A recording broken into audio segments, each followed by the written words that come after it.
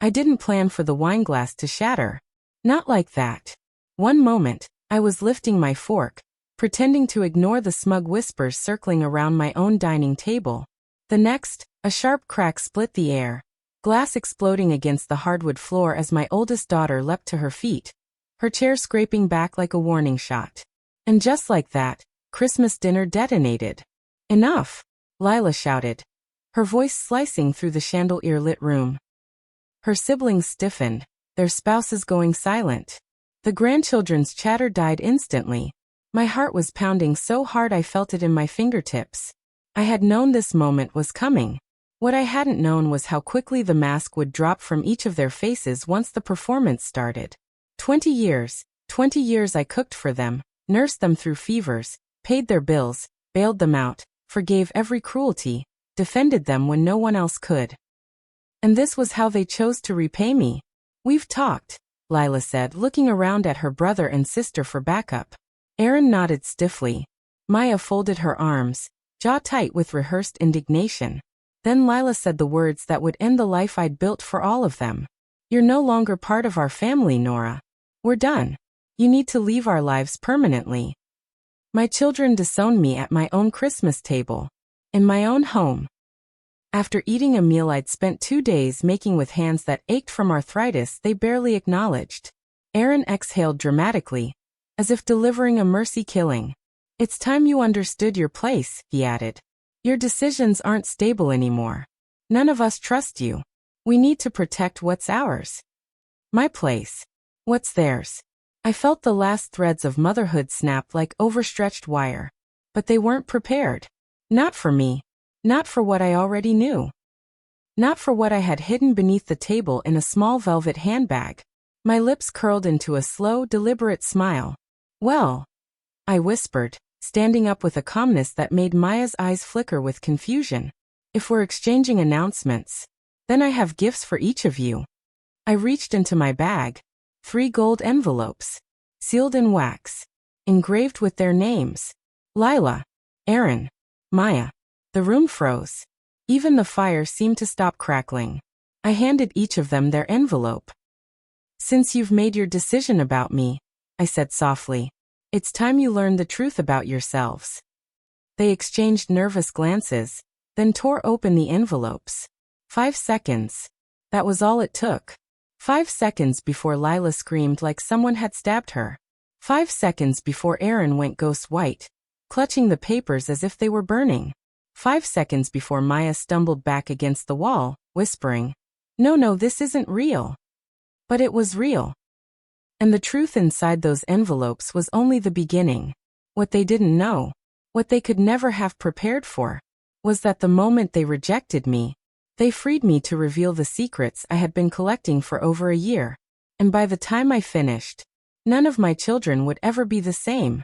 This is how the destruction of my family truly began. To understand why I smiled when my children disowned me, you need to know who I used to be. I wasn't born into chandeliers and 12-seater dining tables. I grew up in a small, weather-beaten town where people counted coins before buying bread and knew all their neighbors by the sound of their footsteps in the stairwell.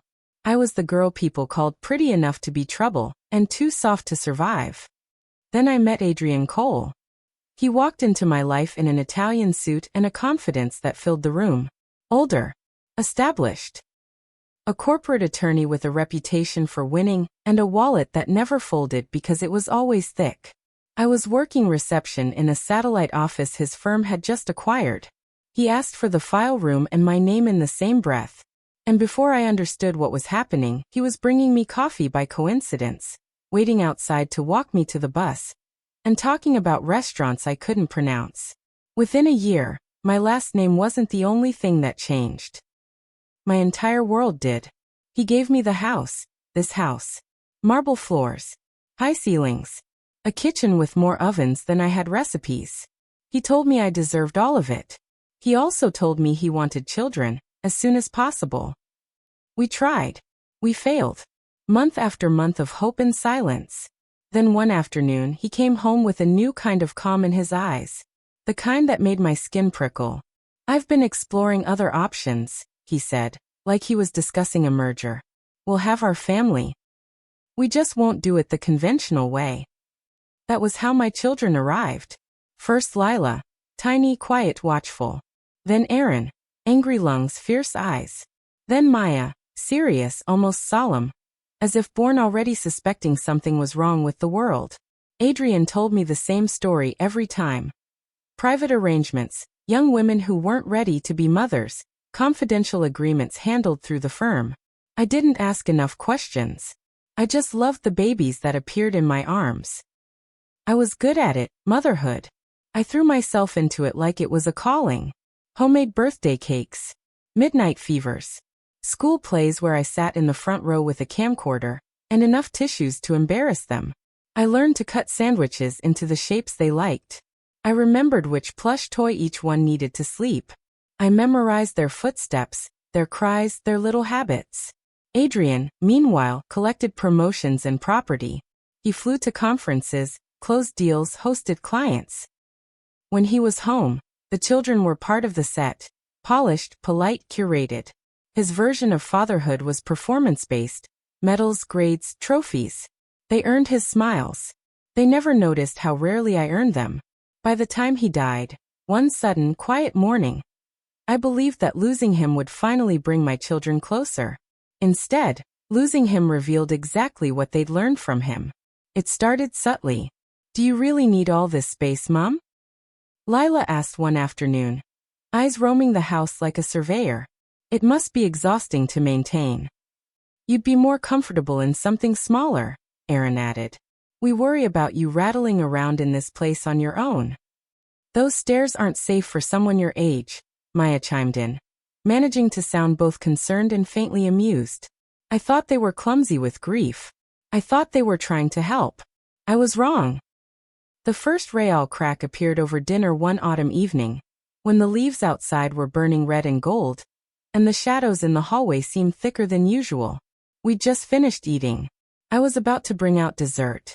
That was when Lila put down her fork and cleared her throat in a way I'd never heard from my own child before. Formal, rehearsed. "We've made a decision," she began. There it was. For words that changed everything. They had brochures, printed spreadsheets, a plan. A so-called lifestyle community, on the edge of the city, somewhere safe and social, where I could make friends with people my own age, and be looked after properly. They'd even circled a floor plan they thought would suit my needs. "We'll help you sell this place," Aaron said. "It's too much for you." "And Dad's investments are complicated," Maya added smoothly. "We can take that burden off your shoulders. You just enjoy your retirement." Retirement.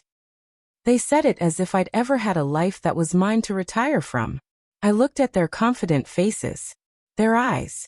Eyes I'd wiped tears from when they fell off bikes. Eyes I'd stared into when they had nightmares. Eyes that now, suddenly, looked at me like a problem to be solved. Something inside me went still instead of breaking. I didn't argue. I didn't cry. I didn't beg. I smiled. "I'll think about it," I said calmly. They looked pleased. They thought they'd won. That night, I sat in Adrian's old study, surrounded by leather-bound volumes he'd barely opened and file cabinets he'd guarded more fiercely than our children. And I made a decision. If my own children saw me as an obstacle, I would stop standing in their way.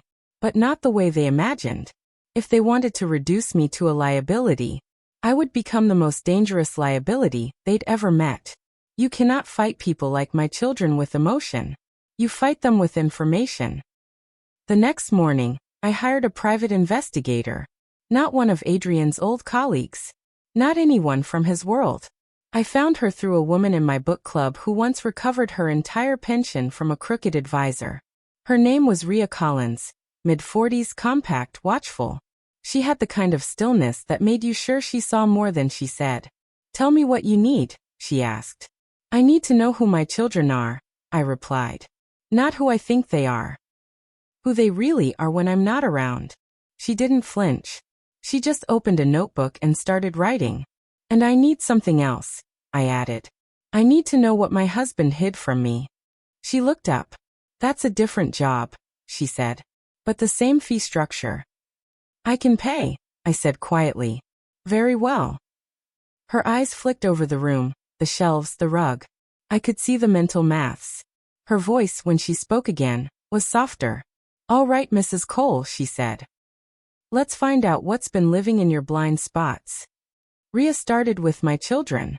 Within a few weeks, the illusions began to fall apart one by one. My responsible, successful eldest? Aaron, with his polished suits and careful smile? He was drowning in gambling debts, casino accounts, private bookmakers, money disappearing from client trust funds in amounts small enough to hide, until they weren't. My elegant, image-obsessed middle child? Lila, with her designer handbags and curated social media? She was forging my signature on checks, siphoning money from accounts I'd set up for the grandchildren's futures. She was also cheating on her husband with a trainer she worked with for mental wellness. My charming youngest? Maya, with her quick jokes and bad luck stories? She was dealing drugs to her wealthy friends and using my accounts to move the money around. Ria showed me photos. Parking lot handoffs, nightclub backrooms, cash counted in my kitchen when she thought I was asleep. But as vile as those revelations were, they were nothing compared to what Ria found when she turned her attention to Adrian. "Do you have access to his locked files?" she asked one evening, spreading photos across my dining table like tarot cards. "There's a safe in the study," I said slowly. "He never told me the code." "Then it's time you guessed it," she replied. I stood in front of that safe past midnight, the house silent except for the old clock in the hallway. The keypad waited. So did the years of not knowing. I tried our wedding date. Rejected. I tried his birthday. Rejected. I paused, thinking like Adrian would. What did he love most? Not me. Not the children. Work. I entered the firm's founding year.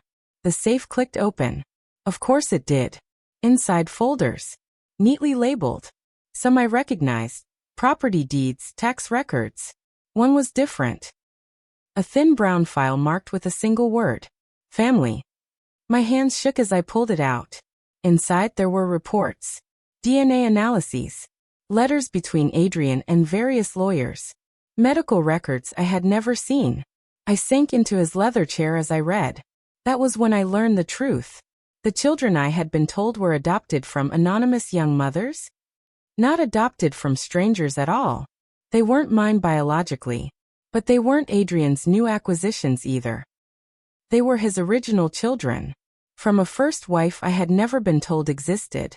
Her name was Elise Ward. She had died in a car accident when the children were still tiny. And once she was gone, Adrian needed someone else to raise them. Someone young, impressionable, grateful enough for a better life that she wouldn't ask too many questions. Someone like me. The adoption paperwork had been the cover story.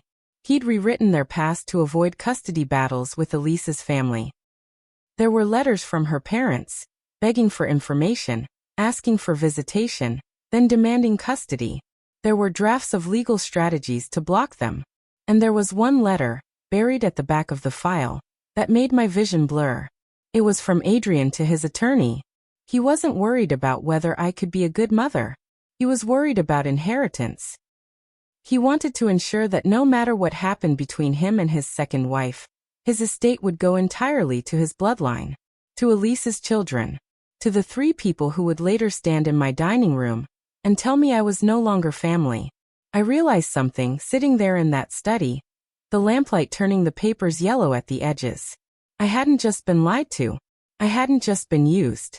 I had been hired on a lifetime contract I never agreed to. And now my employers had decided I was no longer useful. That was the night something inside me turned cold. And very, very sharp. I closed the file. I locked the safe, changing the passcode. The next morning, I called a lawyer. Not one from Adrian's world. Someone entirely my own. Her name was Amara Holt, and when she finished reading the file, she exhaled slowly and said, "You understand, Nora, that if this goes where I think it can go, when we're done." "Yes," I asked. "You'll no longer be their mother," she said quietly. "Not just emotionally. Legally. Completely." I looked down at my hands, at the faint scars from hot pans, the fine lines from years of worry, the small burn on my wrist from a Christmas turkey 3 winters ago when Aaron hadn't even looked up from his phone to say thank you. They already decided that, I replied. I'm just catching up. Amara nodded once. All right, she said. Then let's make sure when they cut you out of their lives, they realize exactly what they've just lost. By the time I left that first meeting with Amara, the plan had begun to form. Ria would keep digging. Into my children's crimes, into Adrian's lies, into Elisa's family. Amara would handle the legal side, my will, my estate, my options. And I would do what I'd always done. I would play the role they expected of me. Sweet, soft, confused, harmless. While quietly, patiently, carefully removing every safety net they thought would always be there. By the time Christmas arrived, my children had already decided to disown me. They had no idea I'd be ready, with envelopes that would make them scream. Once I knew the truth, I didn't flip the table and burn it all down. I did something much more frightening. I became patient. Ria called it the soft chisel. Those careful, almost invisible taps that eventually split stone.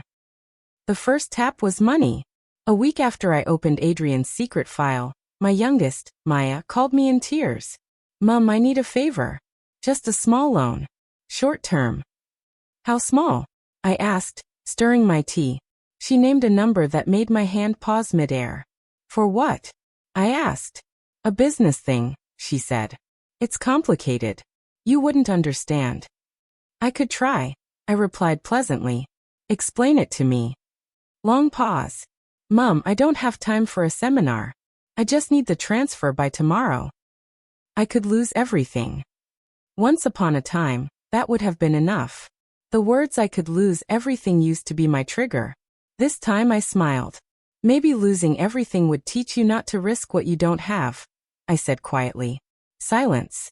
Then, what did you just say? I said I'm done fixing disasters I didn't create. You're my mother, she snapped.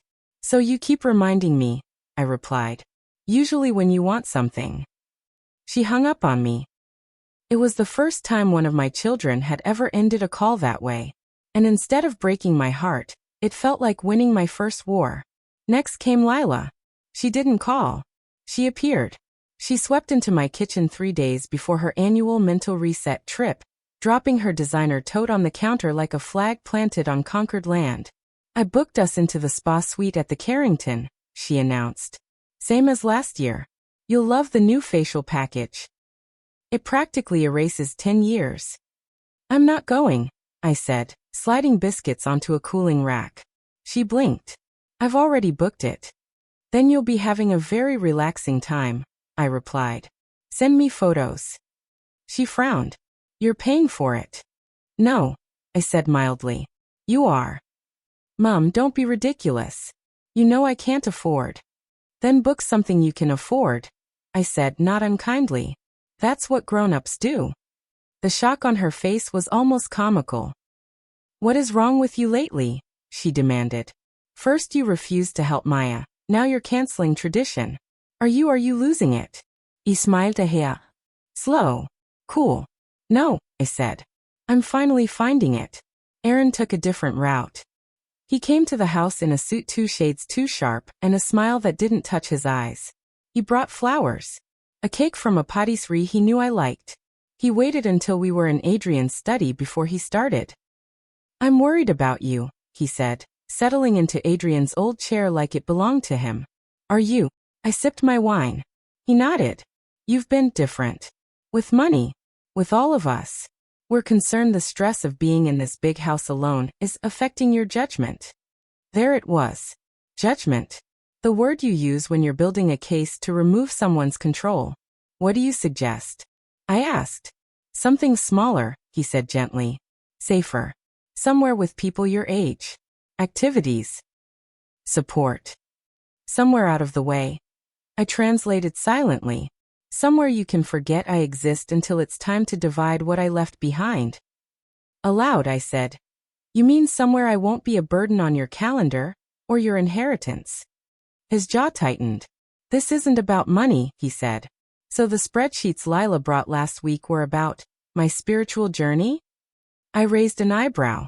Nora, he said, slipping into his lawyer voice, we're just trying to do what's best for you. You've made that very clear. I replied. And I'm just starting to do what's best for me. He left without finishing his drink. Rhea would have called that another clean fracture. While I chipped at them, Rhea chipped at everything else. Her reports came in thick envelopes that dropped through my letterbox like verdicts. Inside evidence. Aaron's gambling trail. Lila's forged signatures and quietly looted accounts. Maya's deliveries, coded messages, and side business built on powder and lies. Your children aren't just entitled, Rhea said over coffee one afternoon. They're reckless. And they're used to you cleaning up the mess before anyone else notices. Not anymore, I said. She slid another folder across the table. And that's not all. Inside were photocopies of letters I hadn't known existed. From Elise's parents. They had names now. Martin and Colette Ward. They lived in a coastal town across the country in a place I'd never heard of, Glassmere Bay. They had written to Adrian again and again after Elise died. At first grief-stricken. Then desperate. Then furious. They had applied for custody. They had hired their own lawyer.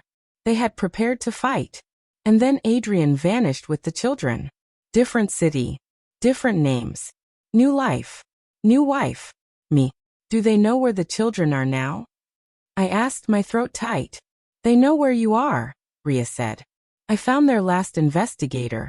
He gave up 5 years ago after Adrian died. But he kept his notes.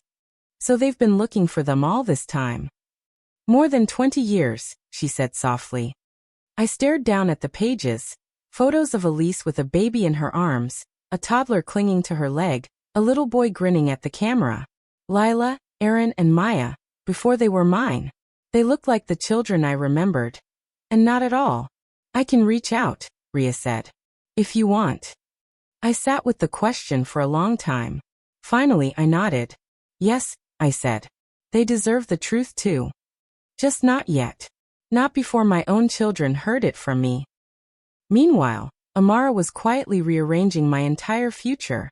We met in her office above a bakery that always smelled like cinnamon and sugar. It was disarming.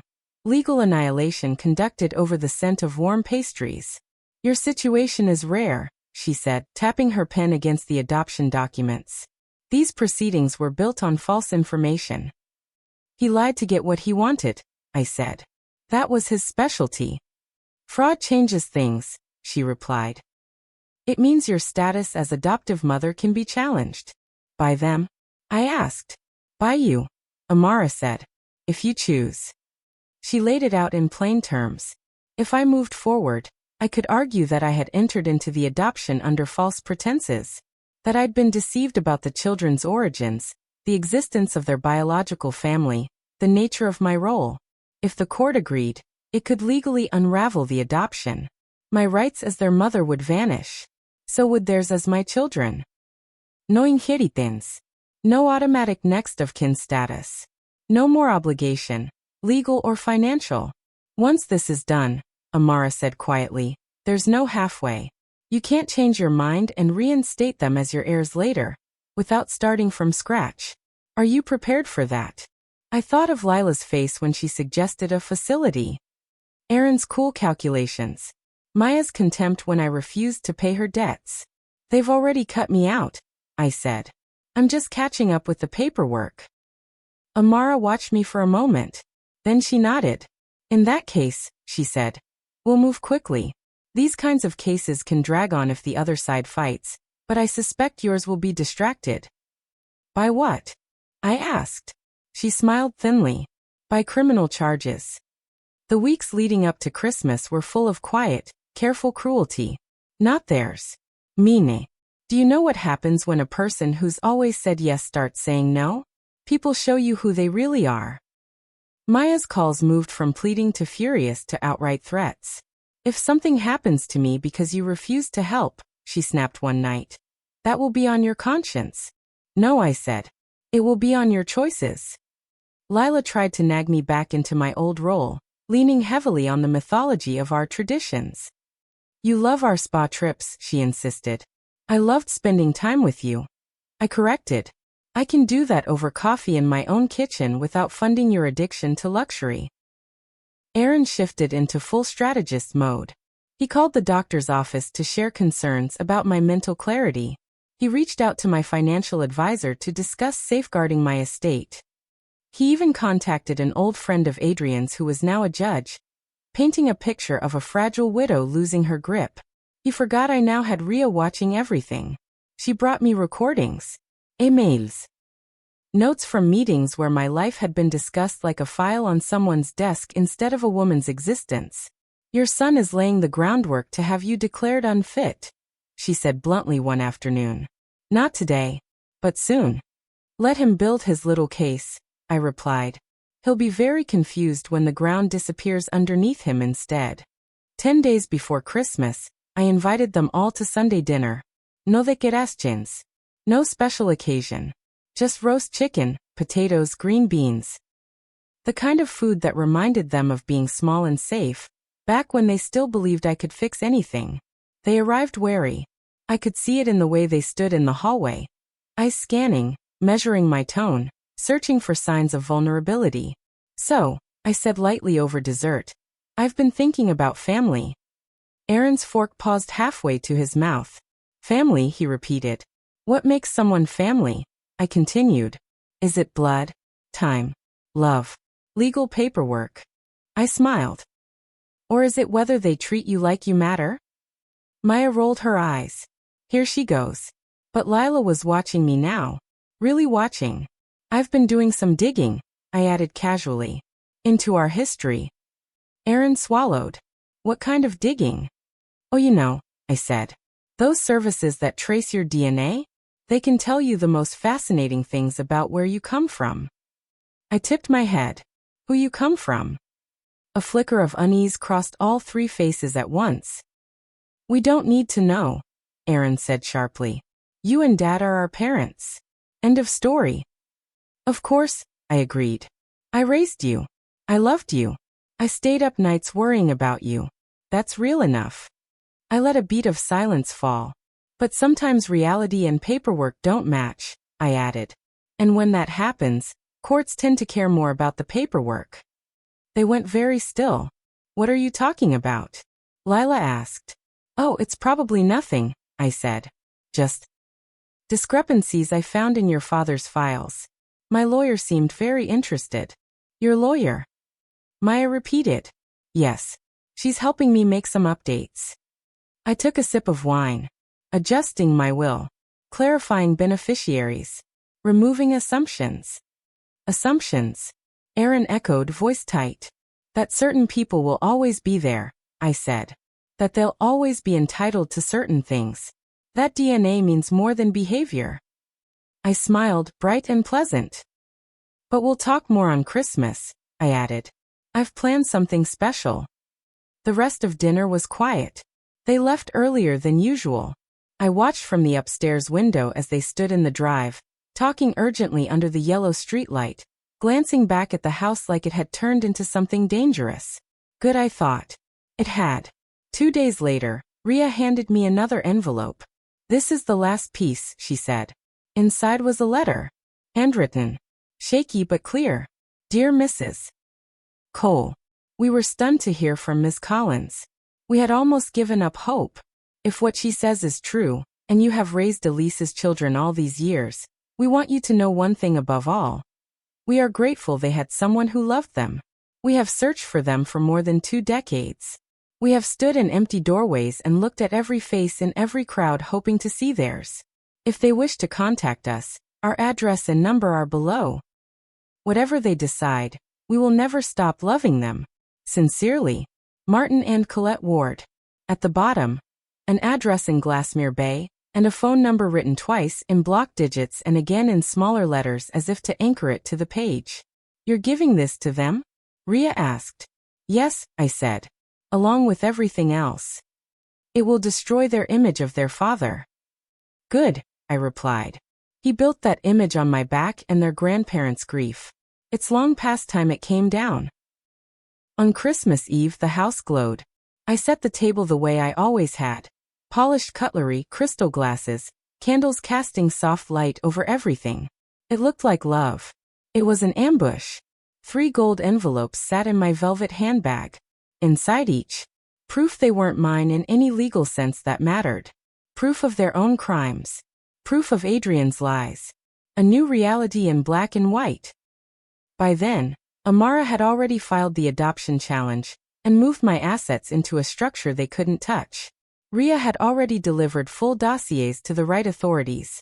All that remained was the performance. I went to bed early not out of exhaustion, but out of strategy. People expect broken women to be tired. They don't expect them to be ready. As I lay in the dark, I thought of Elise, of the children she never got to raise, of the grandparents who waited every year, hoping Christmas would bring news that never came. I'm going to break them, I whispered into the silence. Not their bones. Not their bodies. Their stories. The ones they told themselves about who they were, what they were owed, what family meant. And when it's done, I added softly, we'll all be free. Outside, wind brushed against the windows like a restless thought. Tomorrow my children would stand in my dining room and slice me out of their lives. They had no idea that by the time they finished, they'd be the ones cut loose and falling. And all it would take to push them over the edge was 3 simple envelopes.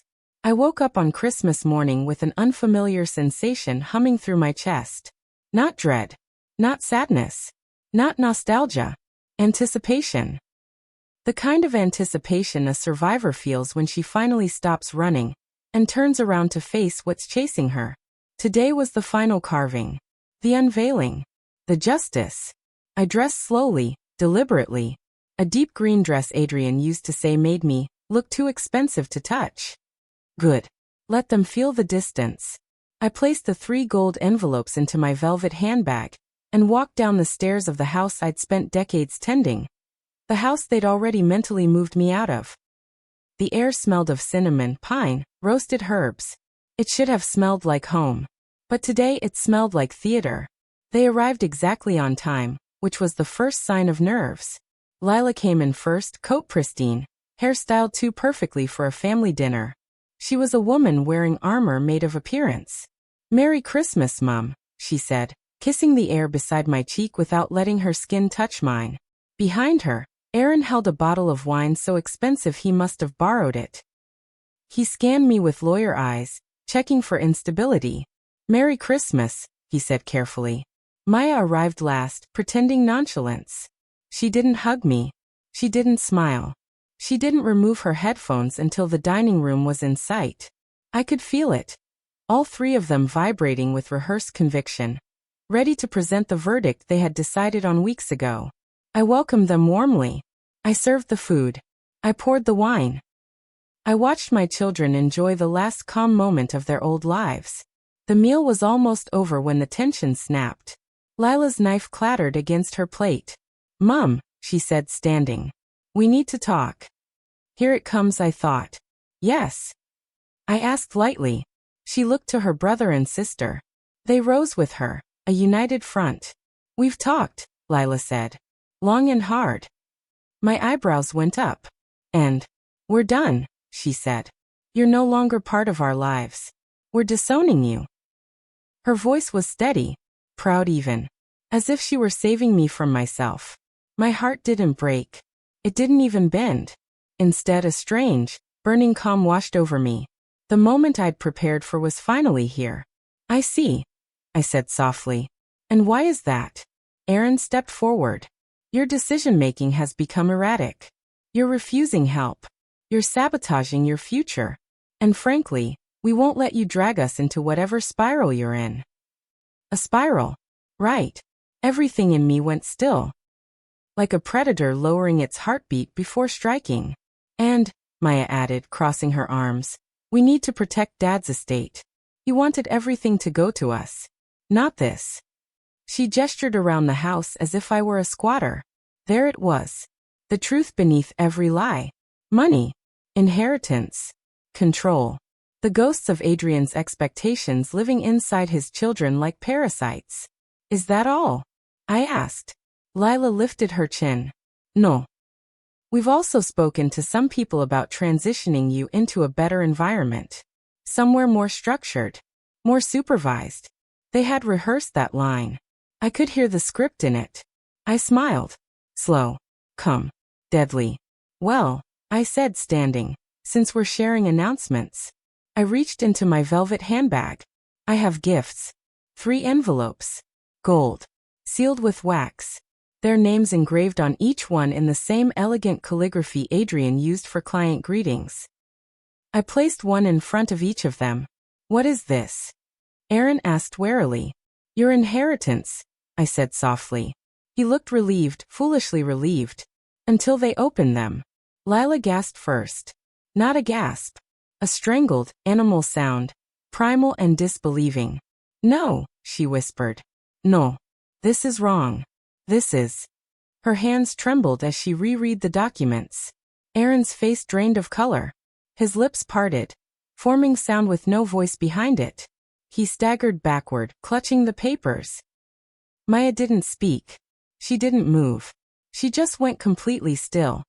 The kind of stillness that meant her world was violently rearranging itself. Inside each envelope was proof they were not legally mine and never had been. Proof of Adrian's lies. Elise, the first marriage, the stolen children. The grandparents' letter. Their own criminal activities mapped out with evidence. And the final blow. Documents showing I had formally initiated the legal reversal of their adoption. I watched the realization hit them like a collapsing roof. No mother. No protection. No inheritance. No shield. Nothing. They had disowned me, and discovered I had already severed the ties they believed bound me to them. You Lila wheezed. You can't do this. I already did, I said simply. You're destroying us, she shouted. No. Iraplia. I'm stopping you from destroying me. Aaron slammed his fist onto the table. You think this can hold up in court? This garbage. Oh, it's not for the courts, I said with a small smile. It's for the prosecutors. His eyes snapped up. You reported us, he whispered. Yes. Weeks ago. Maya finally broke. You turned on your own children. No, I said softly. You turned on me. I simply stepped out of the way and let you face the world without the mother you took for granted. Their voices overlapped in a messy tangle of denials, accusations, panic. You're insane. You can't do this. You owe us. We're your family. You ungrateful witch. I held up a hand. You disowned me 10 minutes ago, I said. Which was disappointing, because I had hoped you'd at least wait until dessert. Maya stared at me with wide, fractured eyes. So what now? Now. I said softly. Now we get to the last part of your gift. I took out one more item.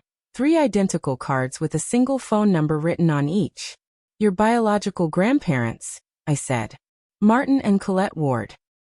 They've been waiting 20 years to hear from you. Lila's face went ash-gray. Grand what? You thought you came from nowhere, I said. But you didn't. You were stolen. Not from hospitals. Not from strangers. From a grieving family who never stopped searching for you. Silence. Thick. Heavy. World-altering. I leaned back in my chair. You wanted me out of your lives, I said quietly. Fine. But now you know the truth, all of it. And you get to decide what kind of people you want to become. They stared at me, stunned, shaken, broken open. And I realized something unexpected. For the first time in years, I felt free. Aaron finally spoke, softly, shakily, like a man waking up in unfamiliar ruins. You loved us, he whispered. Even after knowing. Yes, I said. I loved you more than I loved myself. And you mistook that for weakness. Lila's voice cracked. What happens to us now? That, I replied, depends entirely on you. Maya swallowed hard. And you? What happens to you? I smiled. A real smile for the first time that night. I start living. They left the house in stunned silence, envelopes clutched tightly in their shaking hands. They never even touched dessert. And as the door closed behind them, I exhaled. A long, deep, liberating breath. This chapter was over. But the story? The story was just about to twist again. Because what none of my children knew, what I hadn't told anyone yet, was that there was one more truth I hadn't revealed. One more secret sealed inside Adrian's file. One more revelation that would detonate everything they believed about who they were. And part of me wondered, would they survive part 5? Or would the final truth finish what Christmas dinner had started? You'd think the screaming would have been the climax. It wasn't.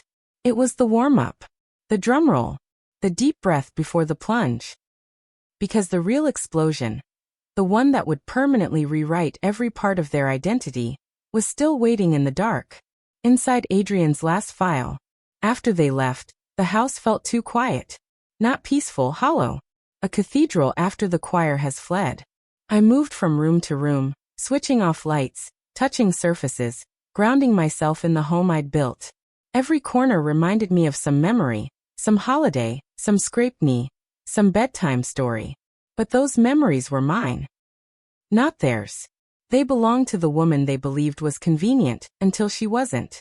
I poured myself a small glass of brandy and walked into Adrian's study. The leather chair creaked under me as I sat. The chair he used while planning the lives of everyone around him like pieces on a board. I opened the safe and pulled out the last file.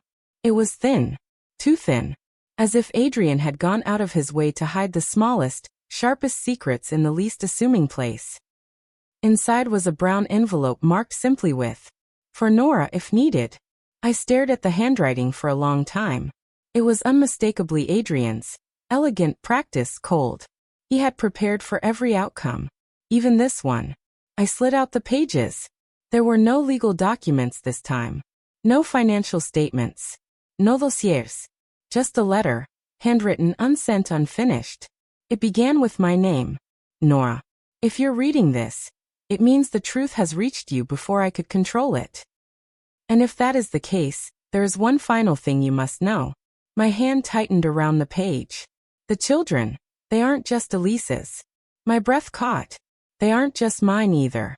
I froze. What? Before Elise and I separated, there were complications. Medical concerns. A series of tests that revealed something unexpected. I leaned closer, pulse racing. I was never able to conceive naturally. Not then, not ever. The room tilted slightly. I gripped the edge of the desk. So when Elise got pregnant, 3 times, I learned something that I could never allow her to admit publicly. The children are not biologically mine. My heartbeat thudded in my ears. No, no, no. She refused to reveal who fathered them. She took that secret to her death. And I spent years covering the truth to protect my reputation, my career, and my legacy. I reread the line twice, the words sinking in like stones. Not his. Not mine. Not even his bloodline. So if you ever feel guilt for loving them, or anger for raising children who were not truly yours, know this. They were never mine either. My exhale trembled. Their entire identity, their father, their mother, their origin, was built on lies stacked on deeper lies. Adrian continued. The only truth is that you are the one who raised them. You were the mother they had. And if they ever turn on you, remind yourself of this fact. They owe you more than they can ever repay. There were ink smudges near the bottom, the writing shakier, unfinished. If they reject you one day, it will not be because you failed them. It will be because they inherited my worst trait. Entitlement without gratitude. The final line hit like a verdict. You were the only good decision I ever made, Nora. If they don't recognize that, then let history correct them for you. There was no signature. He must have stopped writing, or decided the rest wasn't worth saying. I sat there in the dark, the pages trembling in my hands. Not Adrian's children. Not mine by blood. Not anyone's lineage. 3 adults, born from secrets that had been buried so deep even they didn't know who they truly were. And now I held the only key left. The only truth that could complete the demolition I'd started. They showed up at my door the next morning. All 3. Eyes swollen. Hands shaking. No anger this time. Just confusion, fear, and something I had never seen in them before. Humility. Mum, Lila whispered. Voice rasped from crying. I didn't move. I didn't open the door wider. We need to talk, Erin said quietly. Please. We didn't know, Maya added, her tone stripped of arrogance. We didn't know any of it. I studied them. These people I had raised, defended, loved, and almost destroyed. They had been broken open. The truth had gutted them. But something else had crept in through the cracks. Humanity. We read everything, Lila said. All night. I nodded slowly. And I asked. We want to make things right, Aaron said, swallowing hard. If you'll let us. My chest tightened. Painfully, unexpectedly. We were wrong, Maya whispered. About everything. About you. About what family is. There it was. Not manipulation. Not performance. Recognition. I loved you, I said softly. I still do. But love isn't blind anymore. And it won't be unconditional the way it used to be. We don't want unconditional, Lila said. We want earned. The old version of me, the soft one, would have opened her arms, forgiven instantly, tried to repair everything in a single breath. But the woman standing here now? She had learned what it cost to give everything to people who think you owe them the world. I'm willing to talk, I said finally. But slowly, carefully, and with boundaries. They nodded, grateful for even a crack in the door. As they stood there, 3 adults reeling from the truth of their origins, of their father's lies, of their own failures, something shifted inside me. Not forgiveness. Not yet. But possibility. I didn't tell them about Adrian's last letter. Not yet. They weren't ready to learn that the man whose legacy they worshipped had been lying to them from the cradle. That their real father, whoever he was, had been erased. That their entire story had been rewritten not for love, but for image. One day maybe. But for now it was enough that they finally understood who I was. And who I wasn't. Not their doormat. Not their servant. Not their guaranteed inheritance. I was the woman who raised them. The woman who survived them. The woman who finally chose herself. And if they wanted a relationship with me, truly wanted one, they would have to build it brick by honest brick.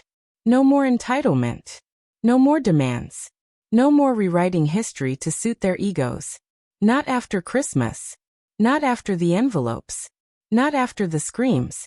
Weeks later, we sat at the table again. Not for Christmas. Not for obligation. But for repair. Slowly. Awkwardly. But genuinely. There was laughter again. Hesitant. Then real. Maya helped cook. Lila cleared the dishes. Aaron stayed after to fix a broken cupboard door he'd ignored for years. Were we healed? No. But we were honest. For the first time in their lives. And for the first time in decades, I didn't feel like a caretaker or a placeholder. I felt like someone being chosen. You know, Aaron said quietly at the end of the night. We didn't lose our mother. I raised an eyebrow. We almost lost the only person who ever truly loved us, he finished. I didn't cry. Not then. But later, after the house grew silent again, I touched the envelopes still sitting in my drawer. The ones that had blown everything apart to make room for something new. And I whispered to the darkness, Merry Christmas to me. Please click the subscribe button, like, share and comment. This will encourage me to make more interesting stories. Also, let's know where you are watching from. Thank you and see you in the next story.